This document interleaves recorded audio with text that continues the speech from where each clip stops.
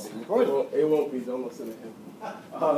Good morning, guys. My name is Muhammad Yusuf, also known as Kabir Yusuf. When I went to Central about 11 years ago now, I think we were talking about it, I graduated.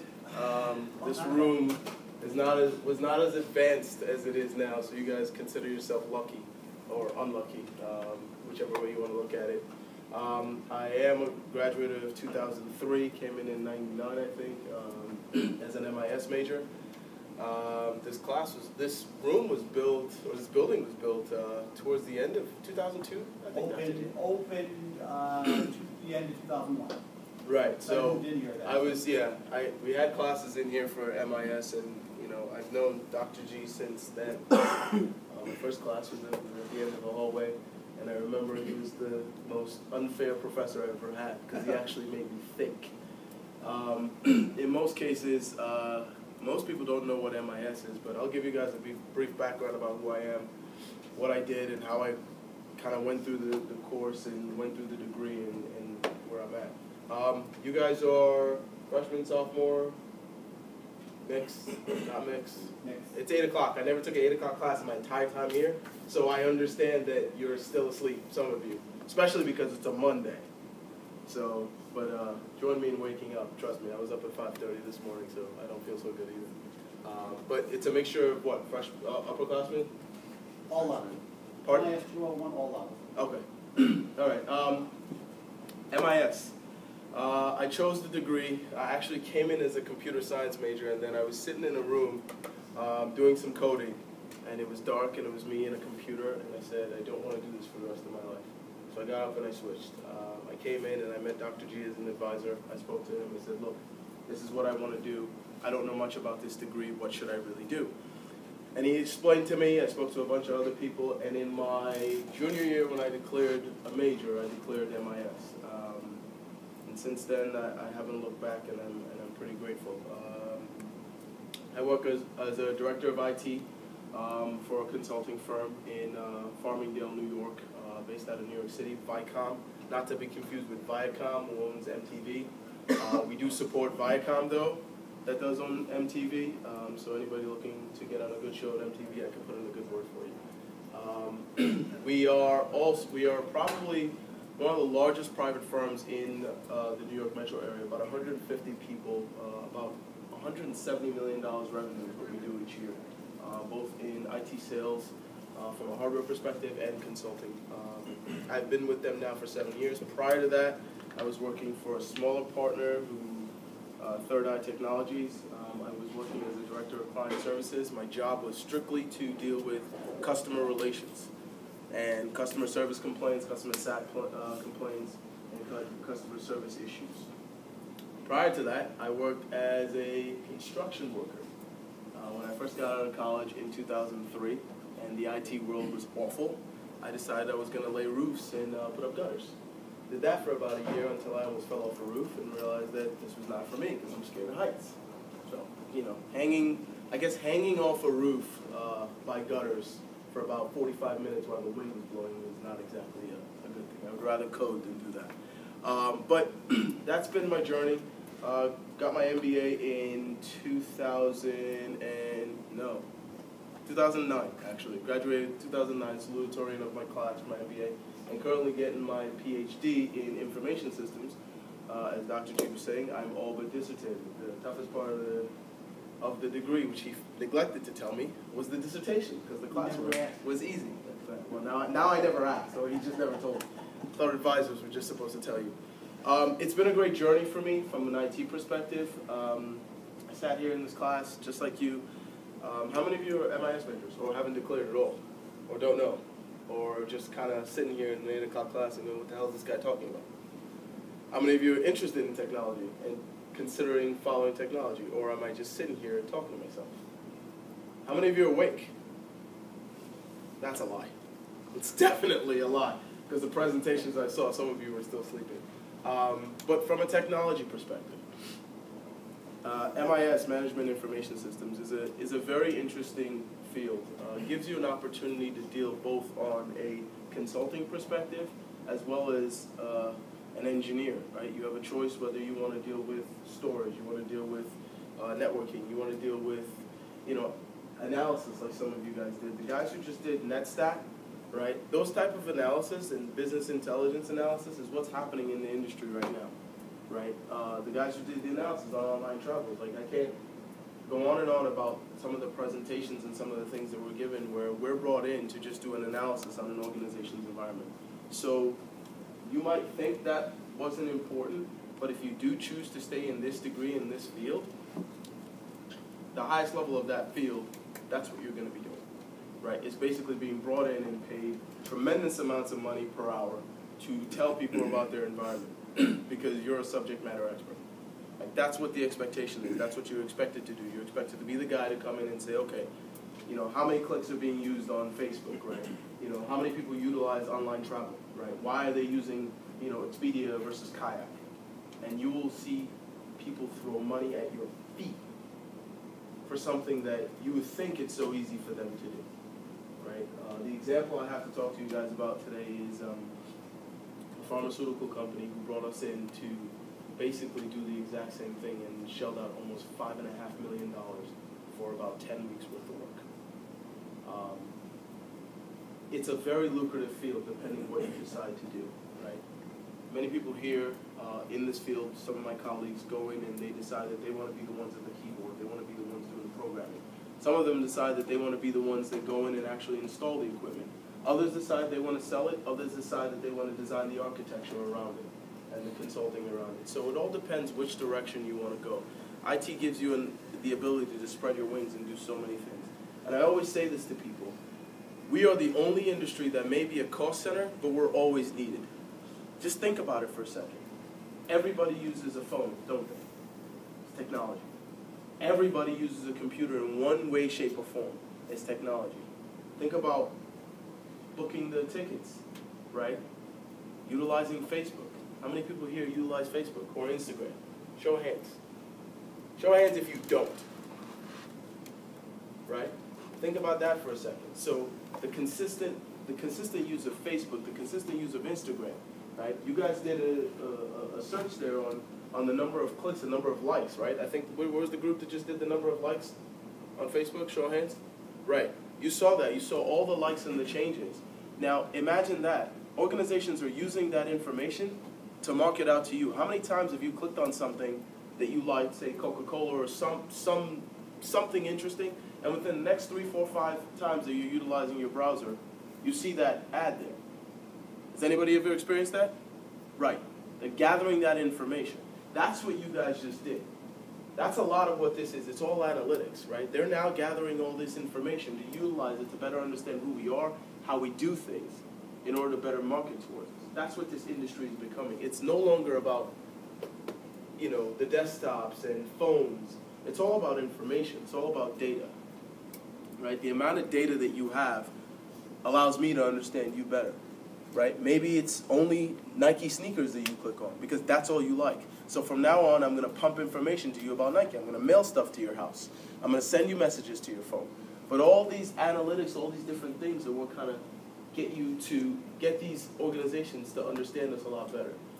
So I'll take you through my journey, right? I decided, I got out of school, as I stated, I went into construction, and then I took into IT. There are many different directions that I could have gone. I chose the consulting route because I like to gather the information and kind of do what you guys did with the presentation, right?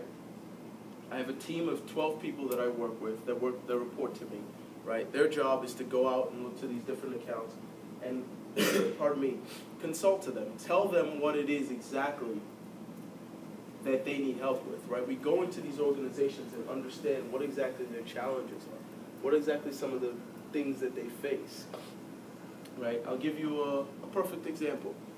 You've got Time Warner, is it Time Warner in Connecticut? I don't remember. Time Warner or Cablevision. Some of these organizations that you deal with, Verizon, Cablevision, Time Warner, they don't have a proper way of tracking their customer service. So when you call and you put in a complaint, right, they don't have a proper way of tracking and knowing if the problem was solved, how long it took to be solved, and whether they did a good job, right? So now you've got these companies all of a sudden. How many of you have been on the phone with them where they're asking you to hold on for a survey?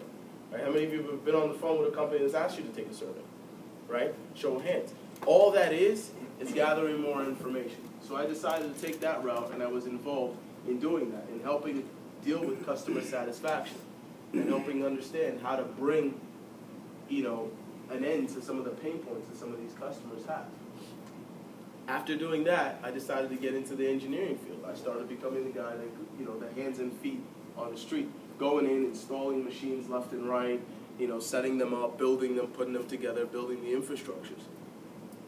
That wasn't for me either, right? I decided that I wanted to be the guy who was doing the analytics and coming back with the reports. This degree offers you tremendous avenues, tremendous ways to kind of move back and forth. It all depends what you want to do with technology. It is the fastest growing field. I keep telling everybody that. There are jobs readily available. We're always needed, right? IT is always needed. Just like doctors are always needed, IT is always needed. Right? They pay us to be the brains. That's the way it works. Any questions so far? Anybody considering an IT major? Seriously? After all I just said, do I have to tell you how much they make? Will that make you change your mind? No? Well, talking about finances, it's a very, very lucrative field, as I've said. You've got programmers starting out of college. I know starting out of college, some of my friends are making $70,000, $80,000 just starting. And some people who've been in the career 10, 15, 10 years. Some of them are earning $400,000, $500,000, $600,000, depending on what they're doing, as consultants. The best part about being a consultant is you can open up your own firm and work for yourself. You determine what you charge. We've got a guy now, just got back from California last week. We are reviewing a contract for a healthcare organization, and we are going to be charging them $550 per hour just to review 60 pages of a contract. That's it. One guy, sit in a room for a minimum of 10 hours. I'm not very good at math. What's 550 times 10? Somebody? Anybody? A lot of phone, a lot of calculator, right? When ultimately we've done those contract reviews over and over and over and over, and it won't take us that long to do it. Very profitable, right? Especially if you work for yourself, because then there's no overhead. There's nobody you have to pay extra, right? And as your business continues to grow, you start to get more people involved. Yes, but you start to make more money. It's a very lucrative industry. That's what IT is. It gives you options, and it can be very, very rewarding depending on what you're doing. One of the things I want to share with you guys is a presentation from a project that we did. I'll give you the background on this company. The company is Covance. If you look them up, they're a life sciences, pharmaceutical, drug company. I can't even categorize them. They do so many things. One of the things that they brought us in to do was they kept complaining that they were spending too much money all the time. The way some of these organizations work is if they have a problem, they find a software or a piece of hardware that works, and they put it to it. They have another problem, they put more money to it. And you continue to add money to it, and your budget continues to grow over time. Right? Your budget continues to shrink over time, but your expenses are just continuing to rise and rise and rise.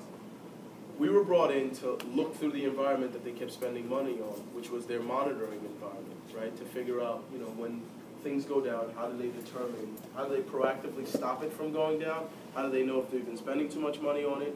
We were brought in to basically look through that whole entire environment and help determine the corrective actions. You would be shocked by many other organizations that you know, that you deal with, that have a lot of problems that you guys don't get to see, right, on a day-to-day basis. Any Verizon, Sprint, AT&T, T-Mobile users in the room? Right. You'd be absolutely shocked at some of the challenges that some of these companies have, right, that you don't get to see. Right? You think some of your networking, some of your issues around your phone's not working are some of these elaborate things? No, they're not. Some of them are as simple as somebody unplugging a cable where they shouldn't unplug it because it's not labeled properly. Some of them are as simple as some guy sleeping through a shift and forgetting to do something. Some of them are as simple as not preparing for an upgrade, right? Not having any backups and just upgrading an entire environment, and then all of a sudden you have phones and towers not working, right? So a lot of preparation needs to go into some of this work. And I'll show you guys a little bit of this. Do you have the clicker, Dr. G, or did you keep it? Yeah, I do. Never plugged it in for you. Well, I will. You keep going. All right. This was a presentation we did with them, is to go through some of their goals and their changes, and how we would help them achieve that. Discuss some of the tools that we use, the deliverables, the timing, and then just we had an open discussion with them on how it is we were exactly going to get through what they need. ITIL. This is a certification that I currently hold that I think is very, very important for anybody who wants to be involved in consulting. Information technology, infrastructure. What's the last acronym, Dr. G? What are you talking about? ITIL. I'm not paying attention. ITIL. ITIL? Yeah, infrastructure, information technology, infrastructure. Why'd you do that to me? See, I put him on the spot. Yeah. This is your professor. I'm doing two different things here. Wait a minute. Yeah. Forward, backward, Okay. walk, straight. All right. Okay, perfect. If you look at this ITIL degree, you look at the layers involved, right? Consult and assess, architecture, design, implement, and migrate, management, and support. This is exactly what a consultant does. This is what you're brought in to do, right? You're brought in to look at a situation and understand exactly what's going on. From there, you create the solution. You architect and design whatever the solution is. And then you actually put it into place and work on it and deliver on it. And then the last bit, and probably the most important bit, is the managing and support of the environment. These 4 steps, right, is what allows somebody to essentially own an entire organization. If you're the guy who comes in, guy or gal that comes in and actually provides the assessment, then does the design, then does the work, and then supports it ongoing, you have complete control of an organization, right? Most organizations can't do this by themselves because they have to deal with their day-to-day business, because they have outages and other issues that are going on that they don't know how to attend to. Or, lastly, they don't have the skill sets to do this. So it's a lot cheaper to pay somebody than to hire somebody and bring somebody up to speed.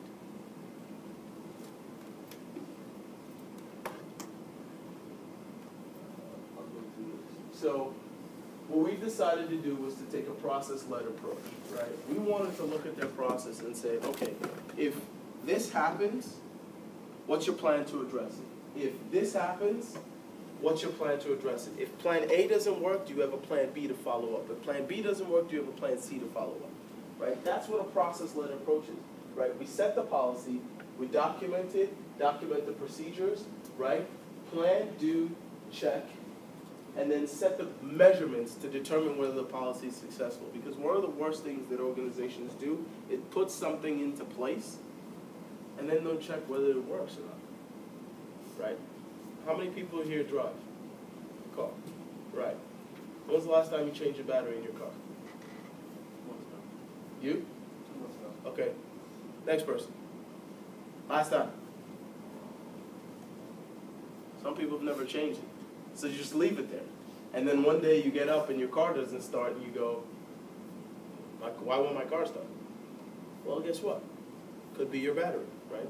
You left your light on or something else happened, right? If you don't go through a process, right, a proactive process to check, there's no way you're going to know, right? This is what this is all about, is creating a process to check that in 3 months, 6 months, you check your battery to make sure that it's still running well. And if it's not, change the battery.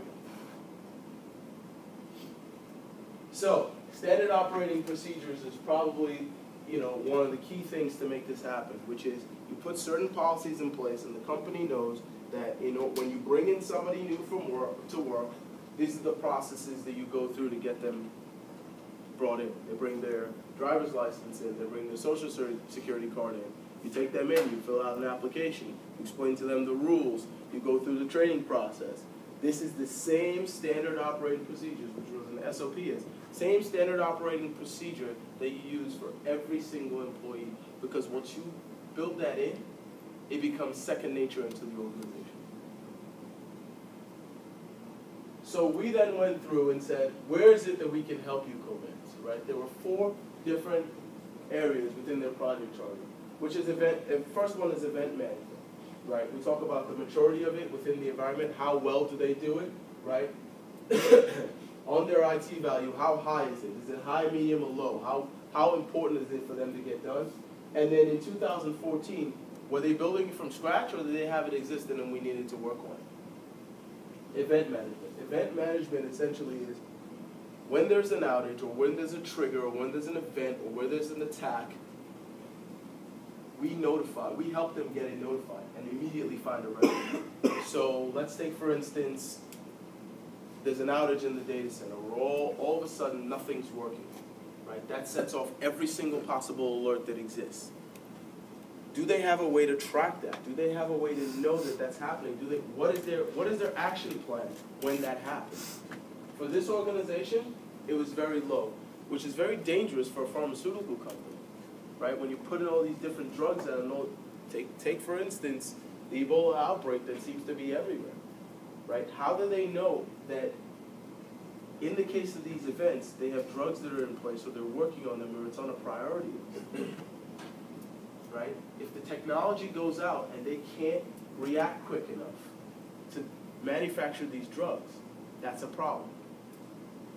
Secondly is asset and configuration management. So in the industry, in the technology industry, you have different people that bring in different devices into work, right? Desktops, laptops, phones. How do you track that? I had a healthcare organization in New Jersey who had 10 laptops stolen by the janitors, right? On those 10 laptops, now it may not be a big deal, on those 10 laptops were patient data.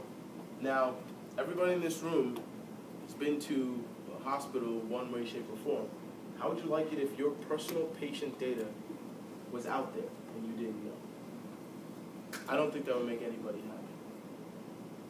Right? Private information is out there, stolen, just off a desk in a conference room. Because those machines were not tagged, there was no security on them, nothing. 10 max, walked out. The organization got sued by the state of New Jersey. Very, very painful case that is still going on currently. Based on what happened, based on the lack of asset tagging, based on the lack of configuration management. There was no way, those machines should have never, even if stolen, the hard drive should have been wiped.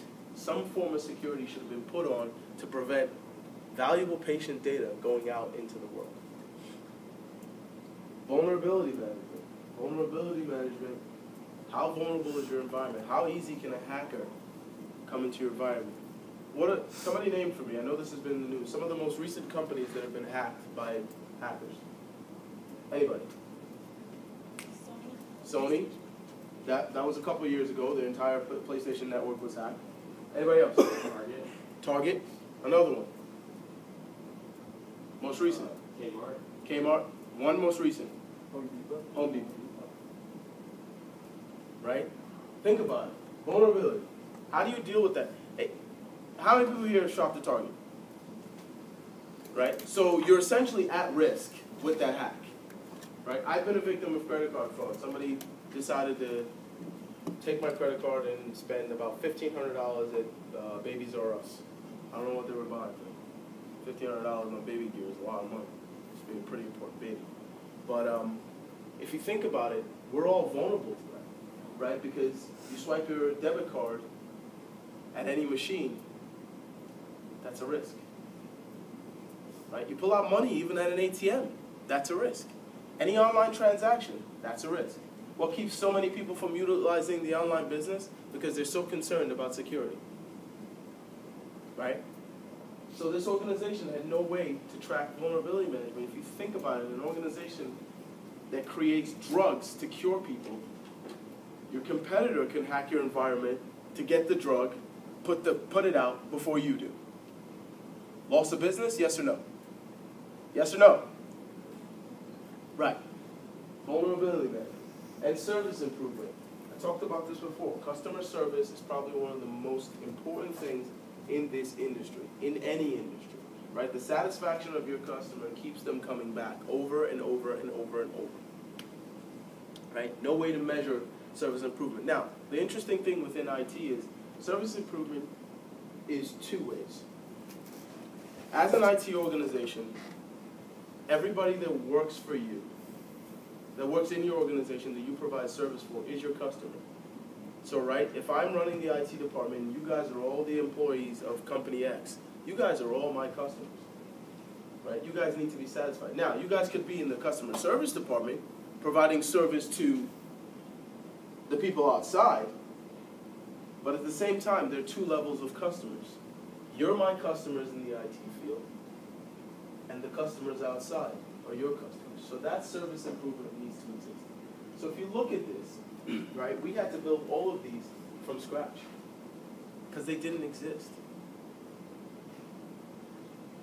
We're going to skip through some of the tools, for instance, and then I want to get to some of the numbers.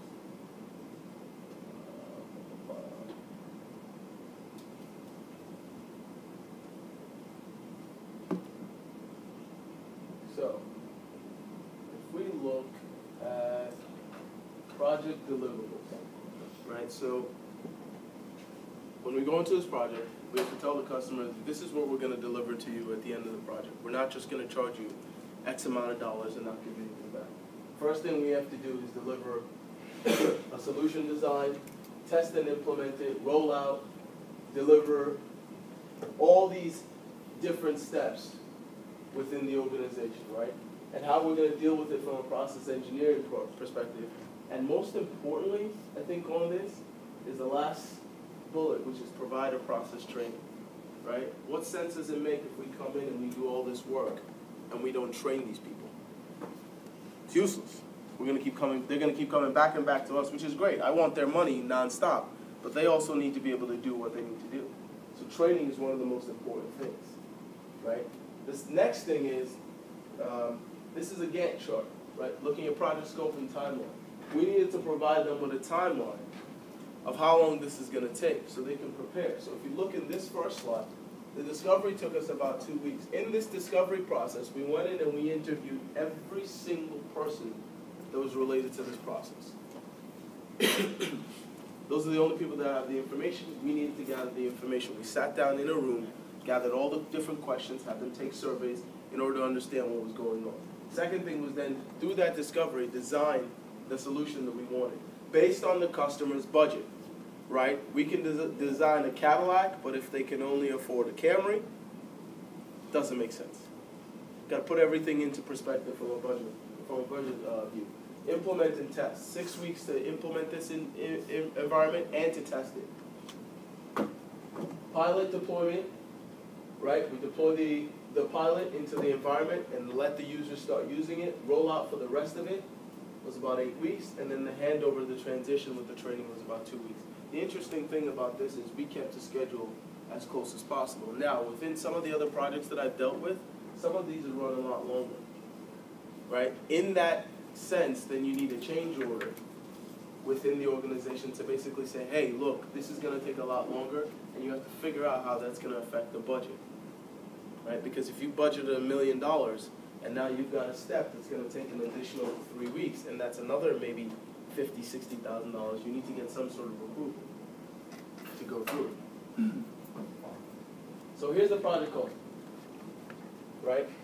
Total initial project cost was about $600,000, and then the support going forward was another $140,000. This is where they're looking at from a software perspective. So there's our first cost. Total spend over the 5 years for support is another $507,000. So to initially get the equipment was about almost $600,000. The maintenance of that equipment going forward for the next 5 years is about an additional $500,000. With these organizations, they tend to use a 3 to 5 year model where in education, actually, it's mostly 5 years, I believe, is where when you get the equipment, when you procure the equipment, you want to get the most appreciation out of it as possible. You want to use it for as long as you possibly can. Some firms out there, private firms, public firms as well, utilize the 5 year model. So if you're looking at it, this is $1 million spread over 5 years, right? Now, this is the analysis we came up with, right? Their total upfront cost of the software to actually do this was about $350,000. There's the support, about $638,000 just to acquire this stuff up front. When we went through this and we said the total upfront cost over 5 years with the total spend over 5 years, total savings when you take away those two is about $224,000, right?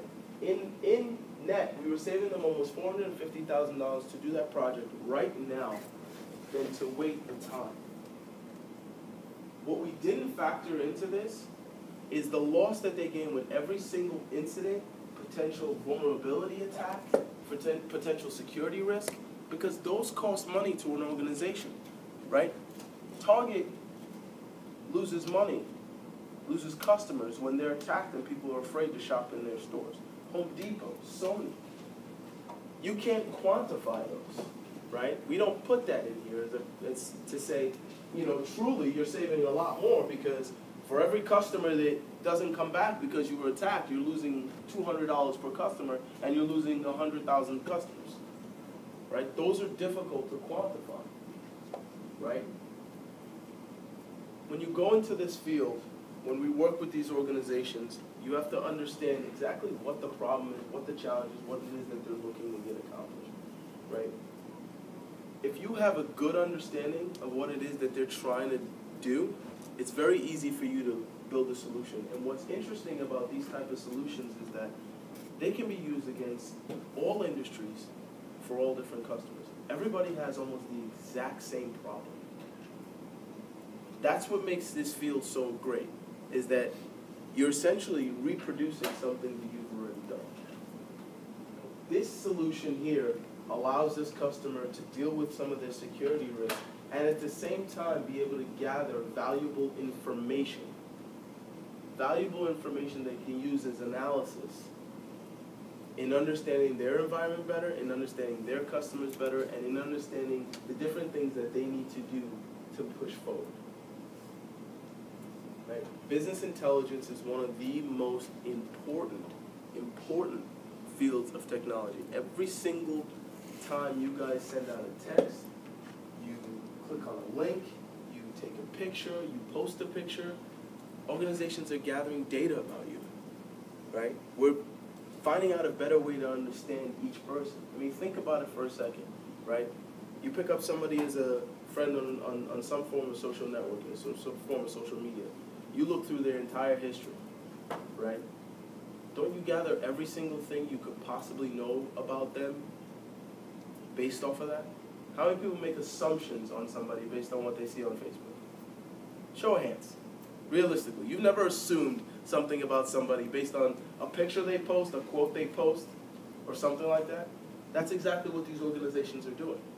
Everything that you do today is being funneled into one large database to better understand who you are, to better market to you and tell and push every single Nike product on you, because all you're wearing is Nike, right? And you won't know that that's what they're doing unless you have a better understanding,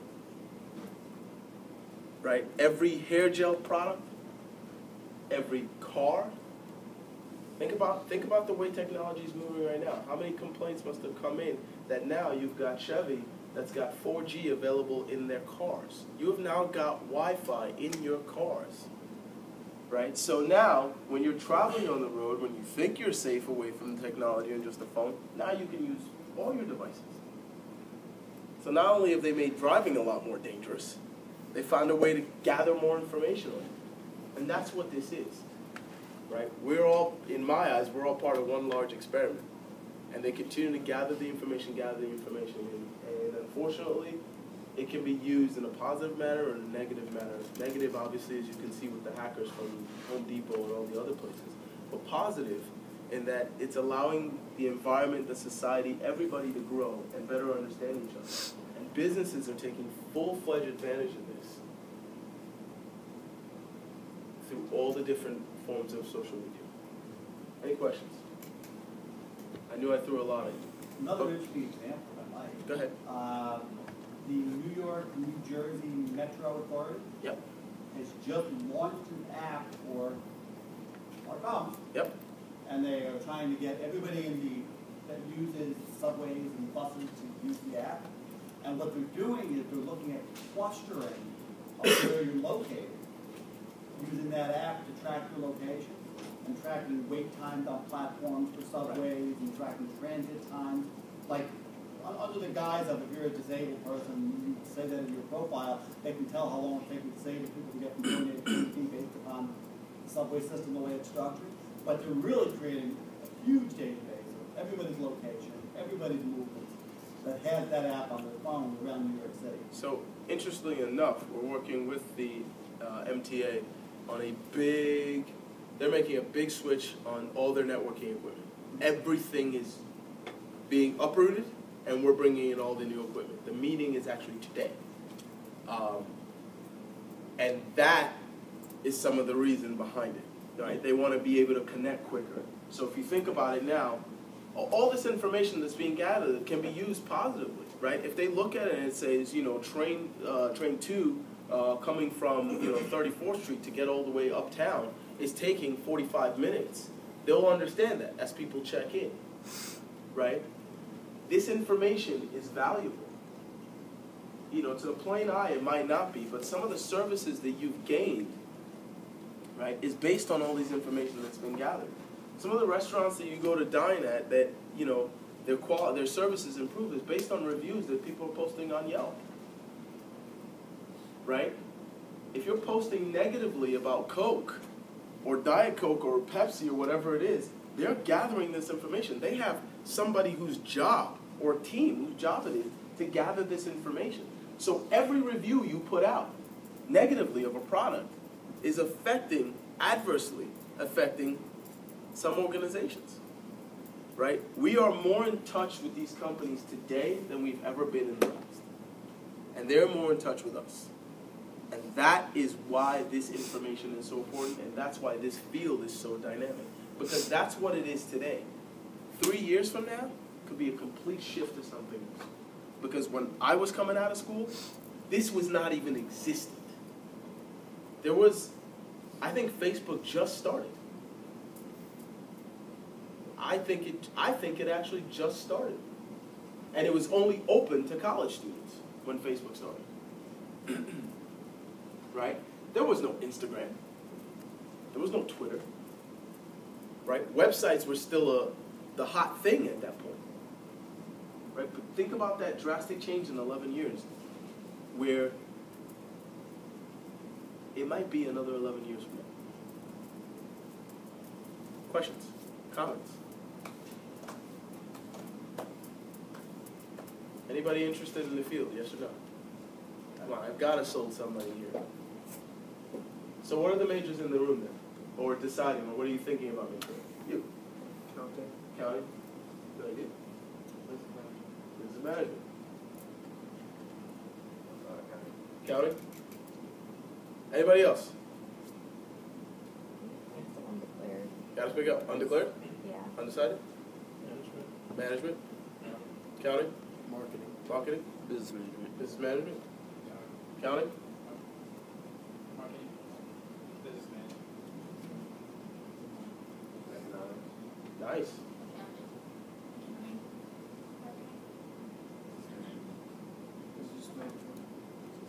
So, you know what's interesting for all you marketing, business management majors?